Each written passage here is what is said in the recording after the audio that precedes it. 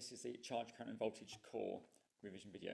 One of the hardest things about revision of electricity is you need to remember a number of the equations, and without them you're not going to get many marks, but there are easy ways to remember them and easy ways to rearrange it and use them.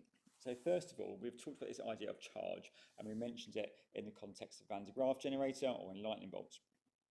Well, electrons are so tiny and so numerous that when they move around a circuit, there's millions of them. In fact, there is, I'm not even going to try to say it, that many of them. So 6 followed by 18 zeros. It's a really, really large number.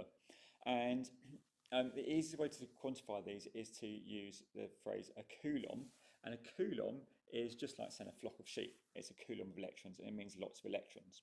And so when we look at electric circuits and we look at the flow of current around an electric circuit, what we're looking at is how many of these coulombs, how many bunches of electrons are moving around the circuit, and we're interested in how many move around per second, and that's like a rate, isn't it, how much moves per second, and that's what the current actually is. And you might notice from the formulae I have on the page that current is linked to many of the different equations.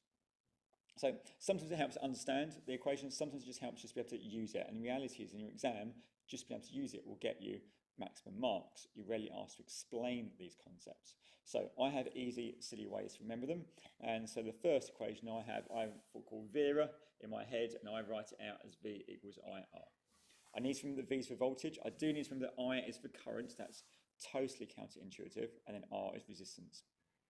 I know when I write it out for me personally, if I put the V first, it's equivalent to writing out this way, because the I and the R at the bottom of the triangle are multiplied together.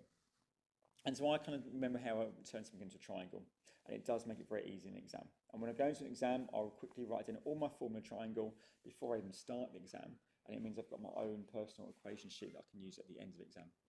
There's a second formula you need, and this time it's the QIT. I sometimes use the phrase "don't quit now" just to remind me of what it stands for.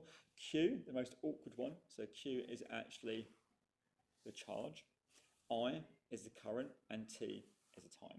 So all that means is how many bunches of electrons have passed in a certain amount of time. Again, just in case you've never used them before, to use a formula triangle, if I wanted to find, for example, current, I'd cover up current and I would do Q divided by T. The final one, and you need, and again this links the idea of how much energy moves around and how much push they've got, is the energy transfer, charge and potential difference. And again, I just remember the phrase E equals QV. It's a bit of an awkward one, but once I've got it in my head, I know I can apply that and get lots of the multiple mark questions in an exam. So practice just writing it in triangles. Remember the phrases VIR, EQV. Sometimes it helps with words like Vera. Sometimes it helps to give different names. So for example, W equals mass times G, which comes from forces, I think of as Wyckoff meets God. Just a silly phrase, it helps me memorize it.